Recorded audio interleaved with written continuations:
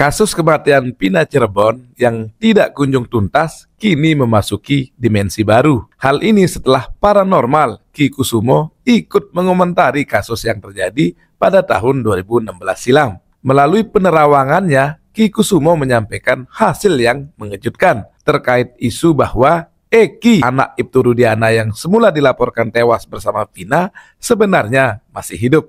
Ki Kusumo mengatakan, kalau dikatakan mati dan hidup itu kembali lagi menjadi urusan Tuhan. Tapi yang jelas dalam kasus ini memang kelihatannya sudah mengular dan akan ada hal baru lagi muncul selain pernyataan bahwa Eki masih hidup. Ki Kusumo menilai kasus Vina Cirebon ini akan sulit terpecahkan lantaran makin banyak orang yang muncul dan memberikan kesaksian. Meskipun beberapa tersangka telah ditangkap dan diadili, Ki Kusumo meyakini bahwa otak sebenarnya dari kejadian tersebut masih berkeliaran di tengah masyarakat. Ki Kusumo lalu mengungkapkan kasus Vina Cirebon ini seperti sengaja dibuat rumit oleh seseorang. Tujuannya adalah agar publik dibuat malas membahasnya dan memilih melupakan kasus ini. Ya guys, kasus Vina Cirebon ini belum juga menemukan titik terang. Di sini juga Ki Kusumo, seorang peramal, mengatakan bahwasanya kasus Vina Cirebon ini akan sulit untuk dipecahkan karena pelaku utamanya masih berkeliaran di masyarakat. Dan ada yang mengatakan bahwa kasus Vina Cirebon ini sengaja dibuat sulit dan rumit dan melibatkan banyak saksi-saksi baru. Itu sengaja dibuat agar masyarakat bingung dan mulai bosan tentang kasus ini dan melupakannya. Di samping itu juga Ki Kusumo meyakini bahwa Eki yang dikabarkan itu meninggal dunia sebenarnya masih hidup. Nah guys, jadi bagaimana kalian menanggapi hal tersebut? Silahkan berikan komentar dan tanggapan kalian di bawah ini. Viral, Sudirman terpidana kasus Vina Cirebon telah berhasil ditemui oleh pihak keluarga dan tim pengacara. Ternyata ya Lord, di balik susah dan sulitnya untuk menemui Sudirman selama ini, itu si Sudirman telah mengalami penyiksaan yang sangat luar biasa. Baca aja berita ini ya Lord. Jika kalian melihat channel YouTube-nya Pak Tony RM saat telepon dengan Bu Titin Prilianti itu ya Lord, si Sudirman itu saat tahun 2016 itu pernah ditembak dengan peluru karet di tulang ekornya. Makanya sekarang si Sudirman itu kesakitan saat duduk Lord. Jabang bayi iki sing nembak iki polisi opo oknum yo.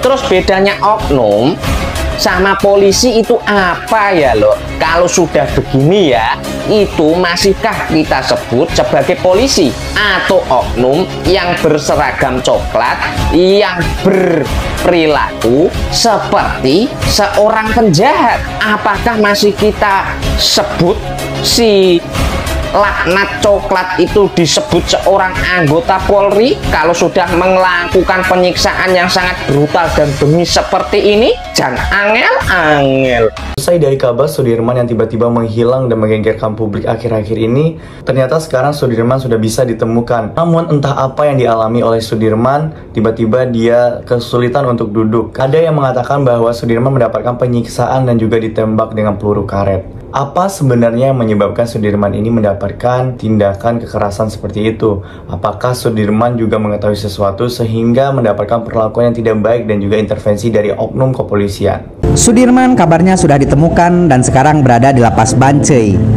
Dan keluarga Sudirman sudah dikasih kabar bahwa Sudirman ada oleh tim Pradi. Berarti tim Pradi ada peran untuk menemukan Sudirman ya.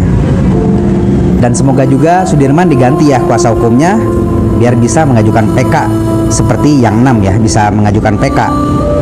Dan untuk Kang Deddy Mulyadi, alhamdulillah semoga sehat selalu, yang sudah mengumpulkan saksi-saksi yang sudah mengerucut ini ke sebuah laka lantas ya, yang saksi-saksinya sudah dijamin kehidupannya, keamanannya dan lain-lain. Dan semoga juga cepat terungkap dan yang tidak bersalah itu cepat keluar. Ya guys, di sini kita semua berharap semoga dengan kembalinya Sudirman ke lapas Bancai ini bisa menjadi titik terang buat Sudirman agar bisa mengajukan PK seperti yang lainnya. Dan kita juga berharap semoga ada tim lembaga hukum yang bisa mendampingi Sudirman seperti yang lainnya. Dan semoga semua orang-orang yang tidak bersalah segera dibebaskan dan pelaku aslinya bisa mendapatkan keadilan yang seadil-adilnya. Halo sahabat, berjumpa lagi. Jadi kali ini kembali saya bahas kasus Pina Cirebon ya. Sekaligus membahas dan balas komentar. Oke, langsung saja. Komentar kali ini datang dari Megamor 0. Isi komentarnya, Mega sama Widi juga baru kenal 1 minggu. Pina sering nginep di rumah Widi segala. Dipinjam dari mulai baju, sandal, sampai duit. Oke. Jadi begini ya, untuk saya pribadi, saya tidak percaya hubungan mereka cuma 1 minggu. Ya, saya nggak percaya hubungan Pina, Mega dan Widi, persahabatannya itu seakrab itu cuma 1 minggu. Sesuai pengakuan mereka, saya nggak percaya. Ya, jadi begini, Widi dan Pina itu kenal awalnya. Kenalan itu kayak semacam pacar Widi atau siapa, karena satu grup gitu loh. Ya, masih ada geng motoran lah. Pina kemudian kenalan dengan Widi. Halo Pina, aku Widi. Halo Widi, aku Pina. Kenalan. Habis itu ngobrol bentar, udah selesai. Kurang lebih setahunan mereka nggak ada komunikasi.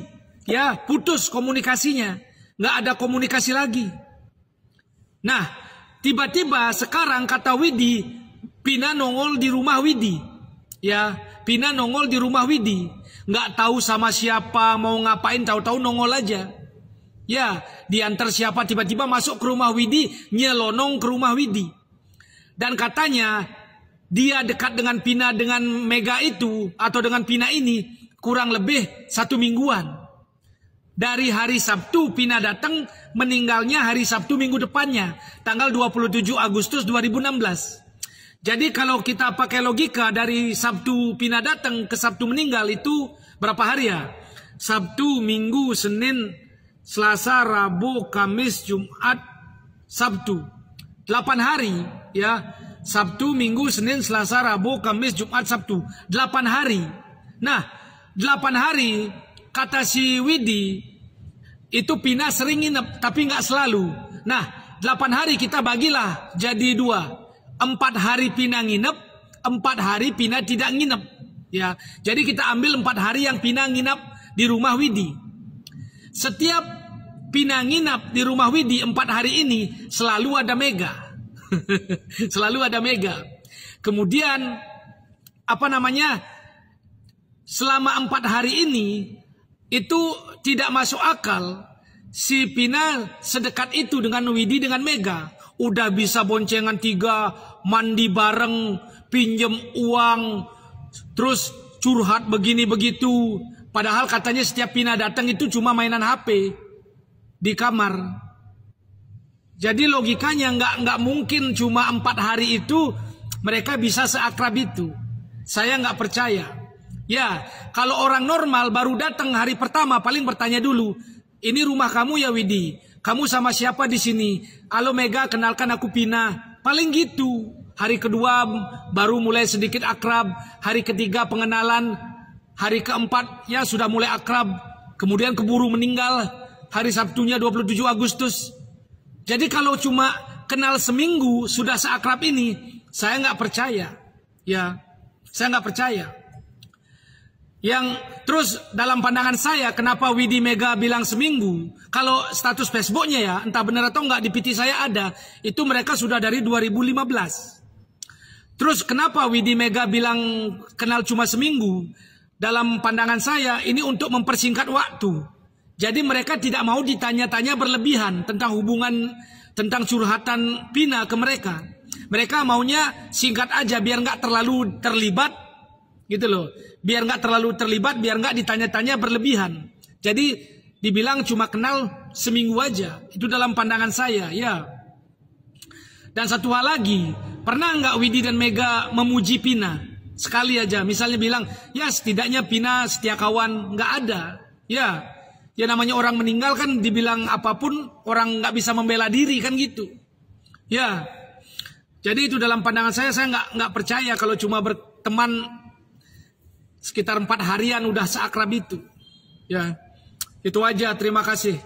Nah guys, menurut warganet ini, keterangan diberikan oleh Widya yang mengaku bahwasanya dia hanya mengenal Vina dalam waktu seminggu itu sangat dicurigai karena tidak mungkin orang yang baru kenal seminggu bisa seakrab itu. Sebenarnya apakah Widya ini juga takut ditanyai lebih jauh tentang kasus Vina ini? Apakah Widya juga tidak ingin terlibat dalam kasus sahabatnya ini? Di sini juga banyak muncul pertanyaan tentang keterangan yang diberikan oleh Widya tersebut. Ada apa sebenarnya dengan Widya? Ya guys, jadi itulah beberapa informasi terkait kasus Vina Cirebon dan juga 7 terpidana di mana sekarang Sudirman sudah ditemukan. Lantas bagaimana menurut pendapat kalian? Silahkan berikan komentar sebanyak-banyaknya di bawah ini. Kami dari YouTube Biasa TV mengucapkan terima kasih dan sampai jumpa.